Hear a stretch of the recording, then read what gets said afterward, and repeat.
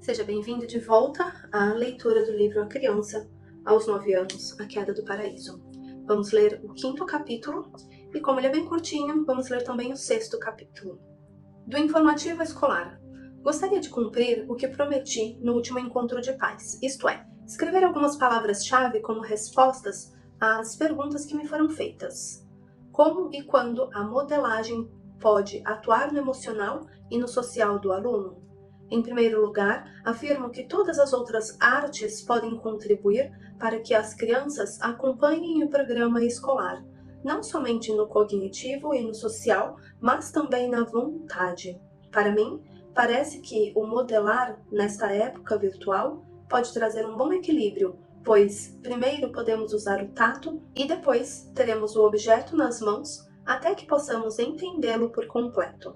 E ainda mais uma última observação: o emocional e o social sempre caminham juntos. Minha contribuição está em um exemplo que abrange o emocional e o social.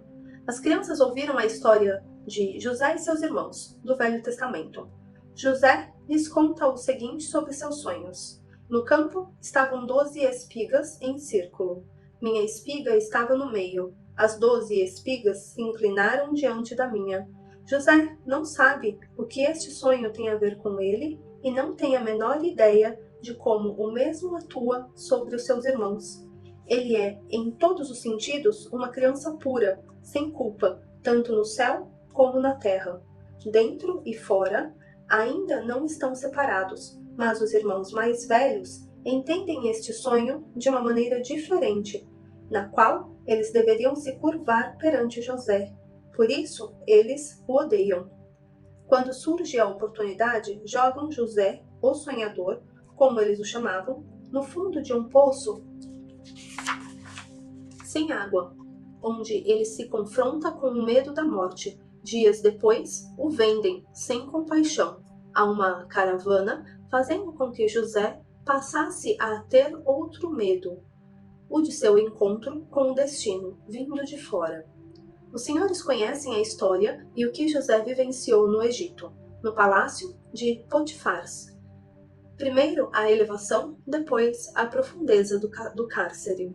José passa por muitas e grandes provas interiores que o transformam em outro José. Assim, chega o dia em que ele decifra um sonho para o faraó. As 7 vacas gordas representam 7 anos ricos, e as 7 vacas magras representam 7 anos pobres.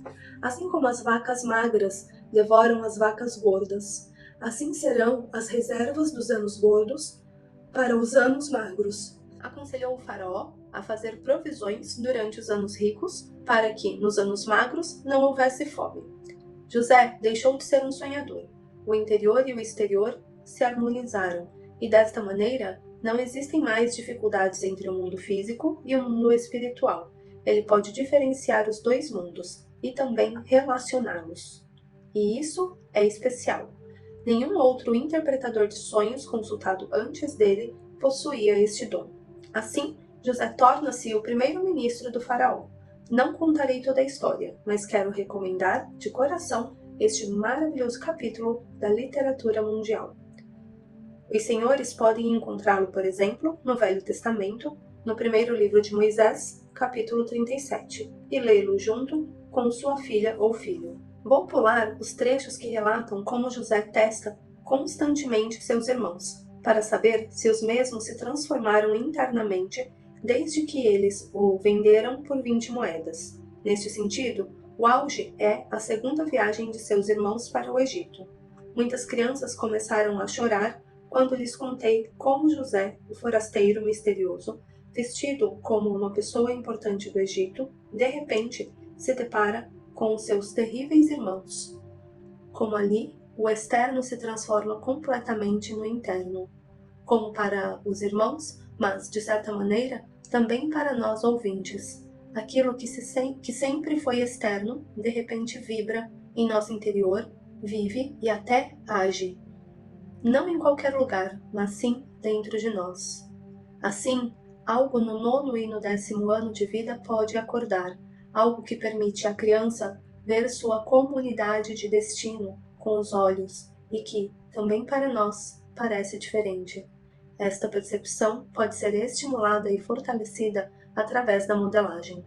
Naturalmente, isso não é uma prova, no sentido tradicional, na eficiência da modelagem, mas me impressionou muito como a turma se engajou e assimilou a história, depois que trabalhamos com a argila, o que nos anos anteriores não aconteceu, pois não havíamos utilizado a modelagem. Isso já é o suficiente para me convencer. Quero dizer que, quando se compreende o significado interior de algo, não se necessita mais de provas exteriores. É melhor esperar até que o exterior se manifeste no interior. Os 9 anos na biografia. As biografias de pessoas notáveis podem nos ensinar muito sobre a transição dos 9 anos. Vemos que brota nesse momento a motivação central da vida do indivíduo. É dito que Rudolf Steiner, certa vez, falou para Walter Johannes Steen que, aos 9 anos de vida, cada pessoa encontra um ser humano cuja imagem marca indelevelmente sua alma. Este é o caso de Heinrich Schliemann, de 1822 a 1890, o arqueólogo alemão que descobriu as ruínas de Troia. Quando tinha 9 anos, ele e sua amiga Mina, que era da mesma idade e morava na fazenda vizinha, tomaram uma extraordinária decisão. Quando fossem mais velhos, se casariam e juntos iriam localizar Troia e os túmulos reais de Mecenas. Mais tarde, o que estas crianças prometeram entre si provou ser a motivação principal de toda a vida de Schliemann, mas elas foram separadas por um acontecimento fatal, a morte de Mina. Apenas o juramento que fizeram sobreviveu vitoriosamente a esta perda de Heinrich, aos 9 anos, uma perda que o arqueólogo nunca esqueceu. Agradeço a Deus que, apesar de todas as dificuldades e desvios da minha vida atribulada, minha firme crença na existência de Troia nunca me deixou. Somente no outono de minha vida, e sem Mina, longe, muito longe dela, me foi permitido levar adiante nosso sonho de infância, de 50 anos atrás. O poeta e doutor Hans Carossa relembrou experiências que teve entre seus 9 e 10 anos. Então, a alma liberta da agitação da febre encontrou a si mesma, arrastada deste caminho entre o tudo e o nada, de uma forma extraordinária. De repente, o garoto estava sonhando com uma figura, talvez um companheiro, talvez um líder positivo ou um impostor. Não era nem um homem, nem uma mulher que ele tinha em mente, mas deveria ser uma pessoa que pudesse lhe mostrar uma vida incomparavelmente mais significativa que antes, e ele estava pronto para viver um grande sofrimento por isso. Vagos, mas, assim mesmo reconhecíveis, as descrições do curador são vislumbradas de modo confuso pelo garoto. Rudolf Steiner fala sobre os mistérios das forças da cura. Podemos experimentar a doença e o desamparo, e podemos experimentar o curador, a força da cura. Experimentamos o desamparo quando estamos conectados com a morte em nossa alma. Quando nos tornamos conscientes do curador, sentimos que criamos algo em nossa alma que, a qualquer momento, pode nos proporcionar a experiência interna de nos erguermos da morte. Isso é o que o poeta doutor, que curava através da palavra, já havia vislumbrado em sua infância. Uma companheira de infância, um pouco mais velha que ele, visita o garoto doente. Ela acaba de passar pela sua experiência dos 9 anos. Então, por fim, lá veio Eva, trazendo lírios brancos e encorajando-me a levantar. Ela tinha se tornado alta, pálida e feminina. Levou algum tempo até que eu pudesse lhe contar tudo como fazia antes. Ela continuou suspirando e começou a rodar e rodar pelo quarto com movimentos encantadores de dança. Quando terminou, as paredes pareciam ressoar e tremer por alguns segundos. Eva escutou em silêncio quando comecei a me exibir um pouco com o latim e a falar sobre minhas futuras atividades na cidade. Então, confidenciou que também tinha estado em Cadin, que um irmão de sua falecida mãe a tinha visitado e queria levá-la para Munique. e treiná-la para ser uma artista equestre. Ela montaria num cavalo branco e teria um vestido de seda azul esverdeado, coberto com muitos espelhos minúsculos. Mas não queria nada disso, queria se tornar uma bailarina. Vou conseguir, disse ela. Retruquei. Antigamente, você sempre quis montar a cavalo. Quando eu era criança, sonhava em ser um cavalo branco. Mais tarde, queria cavalgar em um. Mas agora, quero dançar. Nisso, ela começou a dançar novamente pelo quarto de um jeito leve e confiante. Olhei-a muito encantado. Os últimos traços de desânimo desapareceram e, pela primeira vez, senti em meus membros uma saúde renovada. O pintor austríaco Oskar Kokoschka, que viveu de 1886 a 1980, vivenciou sua transição de vida, deparando-se com a morte, o que dominou seus pensamentos e paralisou sua vontade. Uma ovelha contadora de histórias, que morava perto da casa de Oskar, havia morrido. Ele escreveu o seguinte sobre isso: realmente não conseguia entender o que significava estar morto. A única coisa que sabia é que ela tinha desaparecido e assim ficou. Não posso apenas desaparecer dessa forma, pensei comigo. Claro, ela não está aqui, mas deve estar em algum lugar. Na manhã seguinte, Oskar vê na rua um carro funerário, tendo dentro um caixão branco. Por um longo tempo observei o estranho carro.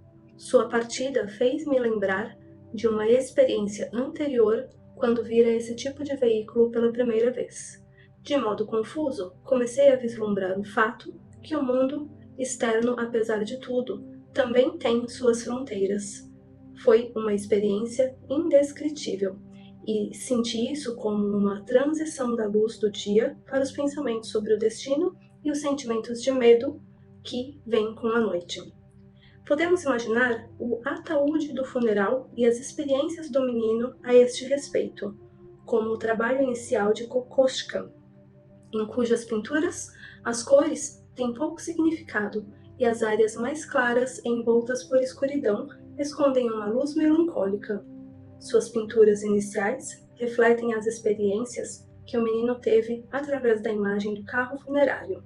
Neste instante, a transição de vida tomou a forma de uma impressão pictórica profunda, característica para o destino de um pintor. O tema da pintura, a morte, permaneceu como um motivo na vida de Kokoschka e se repetiu muitas outras vezes em seu trabalho. Para o regente musical Bruno Walter, o importante era a vivência auditiva. As impressões visuais precisavam desaparecer, dissolver, morrer. Ele estava escutando a experiência da transição. Mesmo quando estava crescendo, eu frequentemente vivia num estranho estado de sonho. Ficava absorto em nada especificamente. Era um ser fora de mim. Durante este período, todas as rodas movidas pelo rio acidentado das experiências externas e internas estacavam com tal veemência como se tivessem sido desligadas e então paralisassem. Ainda sinto quando o silêncio me atingiu como uma interrupção deprimente e ainda posso ver à minha frente o lugar onde, na idade de 10 ou 11 anos, senti esse choque interno. Não me lembro mais porque estava em pé sozinha no playground da escola. Talvez tivesse que ficar na escola depois das aulas. Entrei no grande playground, que até então só havia conhecido, cheio de barulho dos garotos correndo e brigando, e que agora parecia duplamente vazio e abandonado. Vejo-me lá, impressionado pelo profundo silêncio, e, quando escutei o silêncio e a brisa que soprava, senti que algo, vindo da solidão, algo desconhecido e grandioso, me pegou no coração. Foi a primeira percepção de que eu era um eu, meu primeiro despertar, que tenho uma alma e que, de algum lugar, ela estava sendo estimulada. O poeta italiano Dante Alighieri era apenas um garoto de 9 anos quando encontrou uma garota com a idade próxima à sua, numa rua de Florença. Ela tinha provavelmente crescido na mesma vizinhança. Esta garota se chamava Beatriz. Seu nome significava ela a que abençoa. Este encontro, meramente passageiro entre os dois, provocou o mais profundo efeito no garoto. Ele se tornou consciente de vozes internas que falavam com ele, como se estivesse numa situação além da consciência usual. Como um poeta, mais tarde, Dante dá expressão a esta experiência em seu livro Vita Nuova, da seguinte maneira: pela 9ª vez, desde o meu nascimento, a luz do céu já havia retornado para quase o mesmo ponto em sua rotação, quando a radiante senhora do meu espírito apareceu, chamada Beatriz, por muitos daqueles que não sabiam como chamá-la. Na época, ela já havia estado aqui nesta vida, pelo tempo que seria necessário para que o céu estrelado se movesse para 1/12 de um grau para leste. Portanto, ela apareceu à minha frente aproximadamente no início do seu 9º ano, e eu a vi por volta do final de meus 9 anos. Ela vestia um traje da mais nobre tonalidade, vermelho, modesto e respeitável, envolto e adornado de maneira adequada para sua pouca idade. Nesse momento, posso dizer com convicção que o espírito da vida, que mora no canto mais secreto do coração, começou a tremer tão violentamente que, no mais leve pulsar de meu sangue, parecia temeroso por mim e, tremendo, disse essas palavras: aguarde um Deus que é mais forte que eu, virá para cá e reinará acima de mim. Nesse momento, o espírito animal, que mora naquele compartimento superior ao qual todos os espíritos dos sentidos levam suas percepções, começou a sonhar grandemente, e falando particularmente para os espíritos da visão, disse: agora sua bem-aventurança se revelou. Nesse momento, o espírito natural, que habita naquela parte onde se processa nossa alimentação, começou a chorar, e disse em lágrimas: desgraçado sou eu, pobre amigo, pois agora frequentemente encontrarei obstáculos. Embora as crianças morassem na mesma vizinhança, Dante só se encontra com Beatriz 9 anos mais tarde.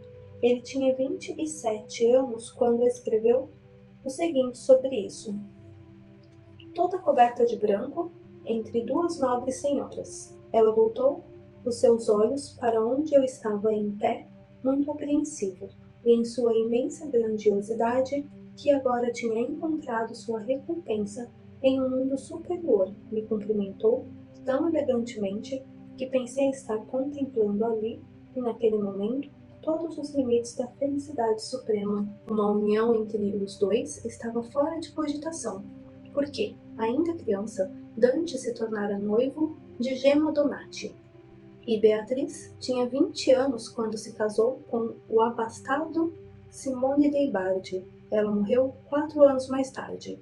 Dante sentiu-se ainda mais inspirado por Beatriz após a sua morte. Ele resolveu dizer sobre ela o que ninguém havia dito antes sobre um ser mortal.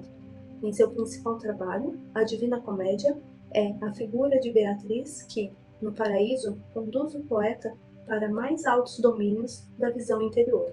Dante e Beatriz foram homenageados pelo povo de Florença, através das estátuas de ambos sobre a Ponte Vecchia. Eles se cumprimentaram de um lado a outro da ponte.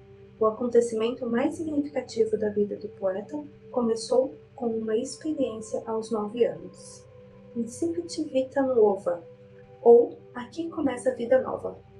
É o título que Dante deu para este acontecimento. Encontramos as seguintes palavras na autobiografia de Rudolf Steiner: as montanhas descem para o plano em direção a Vier Neustadt, ainda mais adiante, em direção a Steiermark. O rio Leitha serpenteia entre eles. Na encosta da montanha havia um monastério dos Redentores. Frequentemente eu encontrava os monges em minhas caminhadas. Ainda me lembro como teria gostado se tivessem conversado comigo, mas eles nunca fizeram isso. Como consequência, deixaram em mim uma impressão nebulosa, apesar de solene, que me seguiu por muito tempo. Aos 9 anos, uma ideia fixa se instalou em mim. As tarefas desses monges devem estar conectadas com coisas importantes e eu preciso descobri-las. Esta foi mais uma situação que me enchia de perguntas sem respostas. Estas questões sobre todos os tipos de coisas me tornaram muito solitário em minha meninice. Depois destas experiências de solidão, Rudolf Steiner conta o que fez feliz pela primeira vez. Logo após a minha entrada na escola em Neudorf, descobri na sala do professor assistente um livro de geometria. Eu tinha uma boa relação com esse professor e por isso, mais tarde, sem dificuldade, fui autorizado a emprestar o livro para o meu próprio estudo. Fiquei muito entusiasmado com isso e, por semanas, minha alma estava cheia de concordâncias, semelhanças e entre triângulos, quadriláteros e polígonos. Refleti muito sobre a questão onde as linhas paralelas realmente se interceptam e fiquei encantado com o Teorema de Pitágoras. Deu-me a maior satisfação poder estudar as formas apenas pela observação interior, sem recursos para percebê-las exteriormente pelos sentidos. Foi pela geometria que primeiro conheci o que era felicidade. Minha relação com a geometria foi a primeira semente de uma visão que gradualmente se desenvolveu em mim. Ela já estava instalada dentro de mim durante a primeira infância, mais ou menos inconscientemente, e assumiu uma forma definitiva, plena e consciente, por volta de meus 20 anos. Eu disse para mim mesmo: os objetos e processos percebidos pelos sentidos estão no espaço, mas da mesma forma que existe esse espaço externo ao ser humano, também existe dentro dele um tipo de espaço anímico, cenário dos seres espirituais e dos processos. No pensamento, eu não conseguia ver algo como imagens que o ser humano tem das coisas e sim as revelações de um mundo espiritual na alma. A geometria me parecia ser um conhecimento que, aparentemente criado pelo ser humano, tinha um significado totalmente independente dele. Como criança, dizia a mim mesmo, naturalmente, não de maneira clara, mas eu sentia que deveríamos ter em nós o conhecimento do mundo espiritual da mesma maneira que o temos da geometria. Para mim, a realidade do mundo espiritual era tão verdadeira quanto a dos sentidos. Entretanto, eu precisava de algum tipo de justificativa para isso. Queria ser capaz de expressar para mim mesmo que a experiência do mundo espiritual não é um engano, como também não é a do mundo dos sentidos. Eu dizia que a geometria permite conhecer algo que só a alma vivencia, através de sua própria força. Este sentimento que permitiu falar do mundo espiritual que eu vivenciava da mesma maneira como falava do mundo dos sentidos. Eu tinha duas ideias que, apesar de indefinidas, já desempenhavam um importante papel na minha vida anímica aos 8 anos. Eu fazia distinção entre seres que se vê e seres que não se vê. A geometria se tornou para um menino de 9 anos a ponte que unia dois mundos diferentes. Aqui vemos surgir o motivo central da vida de Rudolf Steiner, brilhando para o futuro, em seus anos maduros, firmemente baseado nas ciências naturais de seus dias. Rudolf Steiner terminou de construir a ponte entre o mundo dos sentidos e o mundo espiritual, algo que ninguém havia conseguido fazer antes dele. Em todo o seu trabalho, este propósito de vida sempre esteve presente. As palavras foram meu primeiro amor. Até onde posso me lembrar, as orações solenes e os versos da Bíblia me acompanhavam desde os meus primeiros dias. Para mim, eram uma necessidade tão vital quanto o pão de cada dia. Essas palavras expressam o tema principal da vida de um homem que atuava, de uma maneira muito especial, através da força criadora contida na linguagem. Heinz Miller, um professor Waldorf, educador e compositor de versos para os certificados de seus alunos, foi capaz de unir a força da linguagem e a força dos logos com a pedagogia. Seu livro Healing Forces in the Word and its Rhythms, a força curativa das palavras e seus ritmos, publicado 1 ano antes de sua morte, lança luz sobre seu trabalho. Wolfgang Schedd escreveu as seguintes palavras para a nova edição do livro. O poder curativo da linguagem e sua utilização marcante na pedagogia moviam tanto Heinz Müller, que estão registradas em sua biografia. Como se plasmou a transição dos 9 anos neste homem? Sua autobiografia menciona o que o futuro professor vivenciou, significativamente numa sala de aula, nesse momento importante de sua vida. Quando eu tinha aproximadamente 10 anos, tive que fazer o exame para a admissão na escola secundária clássica, o ginásio. Como eu havia sido dispensado do teste oral de aritmia, terminei os exames antes dos outros estudantes e fui levado a uma classe sênior. Lá, tive a primeira aula de história da minha vida.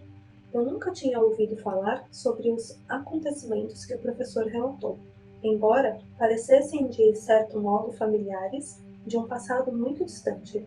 Minha fantasia pintou de forma vívida as imagens que surgiram em mim. O que eu ouvia nem sempre estava de acordo com o que eu via interiormente. Sempre me impressionava com esse enigma que me seguia. Eu nunca antes ouvira algo sobre a conflagração em Efésios ou sobre o nascimento de Alexandre o Grande na noite da catástrofe. No entanto, muitas cenas destes acontecimentos me eram muito familiares. O professor escreveu claramente o acontecimento que destruiu uma das 7 maravilhas do mundo antigo. Para mim, suas palavras estavam cheias de mistérios. Ele falava sobre conhecimento dos mistérios, sobre autoconhecimento e também sobre as palavras gregas que tinham sido ouvidas no templo de Diana e que entoaram novamente no início do Evangelho de João. Embora eu ouvisse tudo intensamente, vi espiritualmente algumas coisas que não condiziam com a descriação do professor. Desses acontecimentos que surgiram diante da minha jovem alma, sobressaíram com maior nitidez as chamas do templo refletidas nas águas de uma baía, iluminando os degraus de mármore que levavam até ele a partir da praia. Em 1910, não era ainda sabido que o templo de Efésios ficava de fato às margens de uma pequena baía que era aterrada mais tarde. Fiquei remoendo por vários dias essa vivência. De onde você tirou estas imagens que estavam nitidamente impressas como lembranças em sua alma? A primeira lição de história me encheu com tamanha quantidade de mistérios que empalideceu todo o resto do que vivenciei naquele tempo. Uma primeira leitura dos primeiros versos do Evangelho de João naturalmente não esclareceu nada. Ao contrário, confundiu mais e provocou intranquilidade. Mais tarde, quando escutei pela primeira vez estas mesmas palavras em grego, faladas por um estudante mais velho, me impressionaram profundamente, mas não esclareceram nenhuma pergunta enigmática. Foi impossível simplesmente tirar o problema do caminho. Alguma coisa longe e também poderosa havia impressionado a minha alma através desta minha primeira aula de história. O que era isto que morava acima de tudo nos mistérios de Efésios e Artemísia? Rudolf Steiner descreve como a palavra criadora era ensinada lá e como nela estava aquilo que nos leva ao início do Evangelho de João. Quando Heinz Müller estagiou na escola Waldorf, o destino lhe trouxe justamente as palavras de abertura daquele evangelho. Ele descreve a ocasião assim: 11 anos mais tarde, em outro momento especial do destino, deparei novamente com as primeiras palavras do Evangelho de João. Eu havia recebido permissão para fazer estágio na escola Waldorf de Stuttgart. Fui para lá muito cedo e fiquei andando para cá e para lá na frente da escola, observando os professores e as crianças, vindo de todas as direções. Aí apareceu um homem de cabeça grande e traços fisionômicos marcantes de camponês, subindo com passos pesados os últimos degraus. Ele parou surpreso na minha frente quando eu lhe disse alô. Ele olhou para mim com um olhar intrigado e disse: "Já nos conhecemos?" Quando eu disse que não, ele continuou: "Pois isso, então, não é um verdadeiro prazer?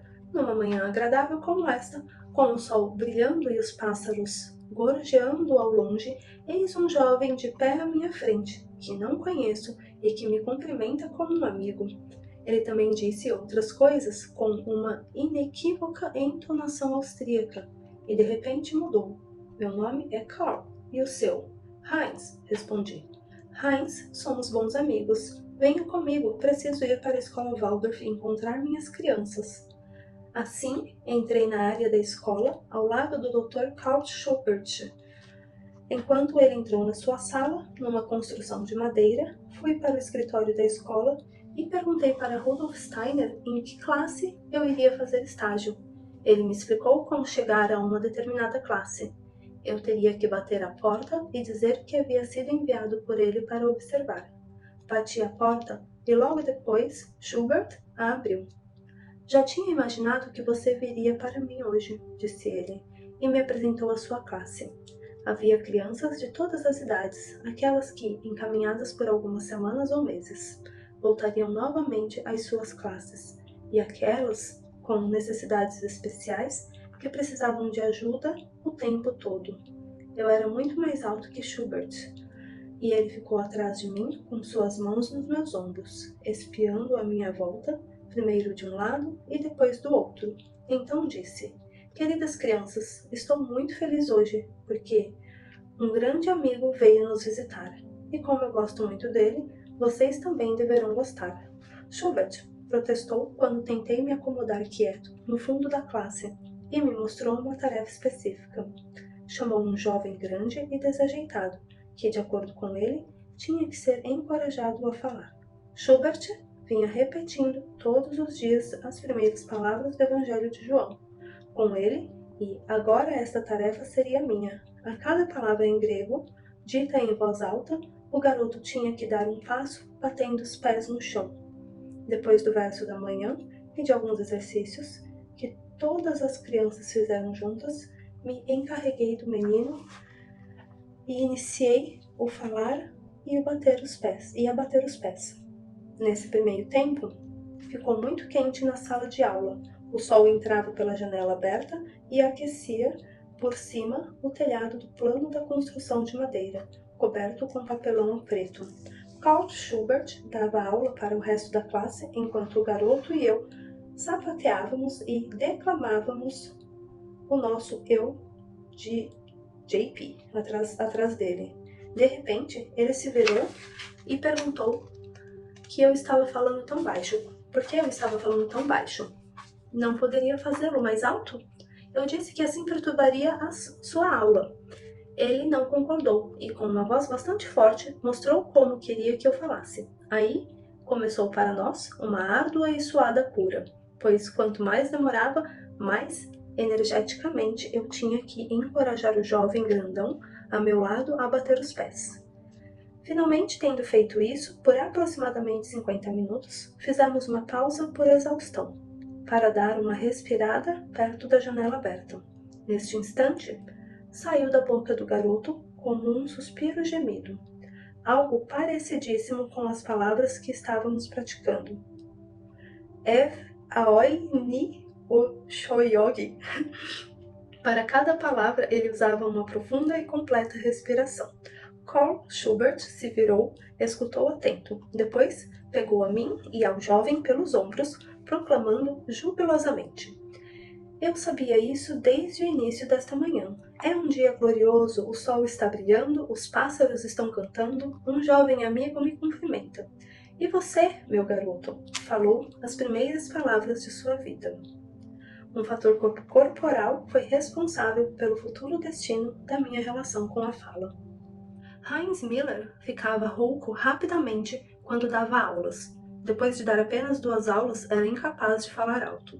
Ele falou com Rudolf Steiner sobre sua rouquidão, dizendo: Você deu aos colegas da escola Waldorf uma bela informação sobre como dar os exercícios de fala durante o curso preparatório, antes do início das aulas.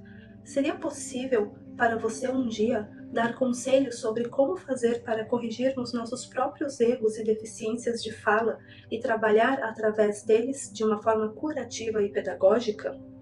Rudolf Steiner, então, convidou Miller para um curso de formação em fala em Donark, que, evidentemente, eliminou a rouquidão, pois ele nunca mais aludiu a este problema. Ademais, Heinz Miller teve importantes conversas com Rudolf Steiner sobre como inserir diretamente no currículo a força curadora da fala. Ele conta o seguinte sobre o curso Endonarque. Quase tudo que Rudolf Steiner elaborou conosco num pequeno grupo apareceu 2 anos mais tarde no curso de Manifestação da Fala e Arte Dramática. Nele, encontramos informações fundamentais sobre o assunto. A segunda parte da minha pergunta, colocada inicialmente, foi abordada no decorrer desses 2 anos durante muitas conversas a dois. Na maior parte, eram breves sugestões e observações que Rudolf Steiner fazia quando lhe contava sobre as dificuldades de meus alunos. Uma das primeiras coisas que ele disse foi: cultive a fala em você e em seus alunos com o maior cuidado, pois a maioria das coisas que o professor oferece aos seus alunos os atinge através das asas da fala. Quando falamos com as crianças, nunca devemos utilizar expressões banais.